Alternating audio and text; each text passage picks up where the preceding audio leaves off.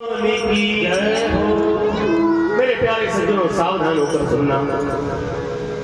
भागवत में 12 स्कंद है, 335 अध्याय है और 18,000 श्लोक की संख्या है, जो मैंने पहले दिन बताया।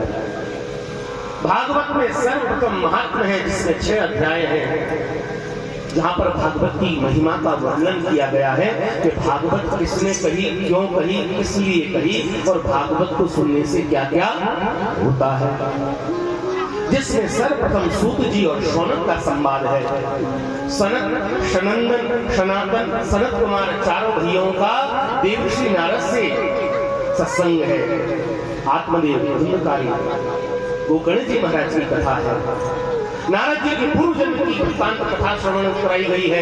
भागवत की विधि की बताया है कि सप्ताह भागवत इस प्रकार से सुननी चाहिए।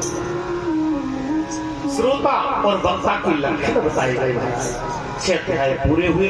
भागवत के प्रथम स्कंद में प्रवेश करते हैं तो सर्वप्रथम सूत जी अपने गुरुदेव का स्मरण करते हैं। महाभारत का युद्ध कालीन समय प्रारंभ होता है। पांडव परीक्षित को जन्म देकर स्वर्गारोहण करते हैं। परीक्षित राजा बनते हैं और दैव योग से ऋषि का अपमान करते हैं और राजपाट को त्याग कर गंगा के तट पर जाते हैं। सुखदेव जी का आगमन होता है। 6 प्रश्न करते हैं। भगवान के 24 अवतार की कथा, भगवान ने विविध रूप धारण किए हैं। वराह अवतार हिरण्यकशिपु का वध बताया गया है। अनंतानंद भगवान की लीला द्वितीय स्कंद में 10 लक्षण बताए हैं। अत्र सर्गो विसर्गस्य स्थानम पोषण ऊतया। सर्ग विसर्ग स्थान पोषण ऊती मनमंत्र ईशानु कथा निरोध मुक्ति और आश्रय, ये 10 लक्षण दूसरे स्कंद में बताए गए हैं। तृतीय स्कंद में सृष्टि का वंश वर्णन बताया गया है। कर्दम जी के द्वारा देवहूति का विवाह, कपिल भगवान का उपाख्यान बताया गया है। चतुर्थ स्कंद में सती का चरित्र, भोलेनाथ जी की कथा है। दक्ष के द्वारा यज्ञ ध्वंस किया गया है, वीरभद्र का आना है। पंचम स्कंद में ध्रुव जी का चरित्र है। चतुर्थ स्कंद में पंचम में प्रियव्रत की कथा है। भूगोल खगोल का वर्णन है। 28 प्रकार के नरक का वर्णन है। जड़भरत की कथा है। भरत राजा की कथा है, जिन्होंने जन्म लेकर अपने जन्म को व्यर्थ गवा दिया।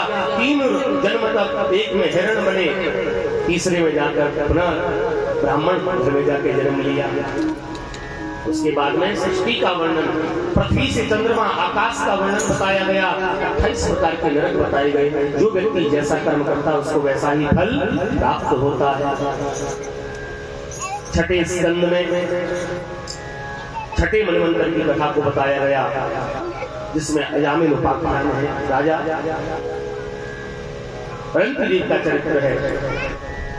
सप्तम स्कंद में महाबली श्री नरसिंह भगवान का अवतरण हुआ है। भक्त प्रहलाद की कथा बताई गई है।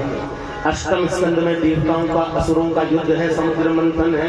भगवान का मोहिनी अवतार है, रक्षक अवतार है, हरि अवतार है। गजग्रह का उद्धार है। नवम स्कंद में सूर्य वंश का वर्णन है और गंगा का अवतरण है। भगीरथ की चरित्र की कथा है। राजा राम का चरित्र है और रावण वध कथा है। दसम स्कंद में चंद्रवंश का वर्णन है और मेरे द्वारकाधीश नंद नंदन यशोदा नंदन जन्म लेकर आए, जिन्होंने गोकुल में लीला की। गोकुल से वृंदावन आए। अघासुर, बकासुर, कागासुर, धनुकासुर, प्रलंबासुर, वत्सासुर इत्यादि राक्षसों का वध किया। माखन चोरी लीला की है। कालिया मर्दन किया है और उसके बाद में मथुरापुरी में जाकर कंस का उद्धार किया। उज्जैन सांदीपनि मुनि के यहाँ पर जाकर गुरु दक्षिणा में गुरुपुत्र को लौटाया है। पुनः वापस आकर उद्धव को ब्रजगमन के लिए भेजा है।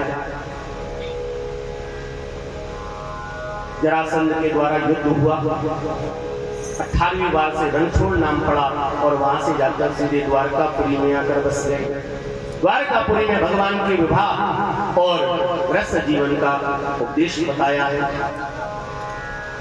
सारा वृत्तांत करते हुए सुदामाचार्य जो भी आपने थोड़ी देर पहले सेवन किया और उसके बाद में भगवान का अपने यदुवंश को अपने सम्मुख ही नाश करके स्वधाम गमन की कथा कही है। परीक्षित का मोक्ष हुआ है, दत्तात्रेय की 24 गुरुओं का वर्णन कहा गया, मार्कंडेय को अंतिम प्रलय का दर्शन कराया है और यहीं पर भागवत जी का विश्राम होता है।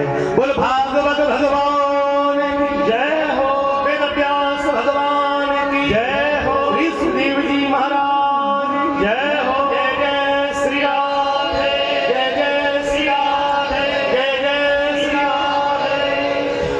मेरे प्यारे से बोलो राधे राधे राधे राधे।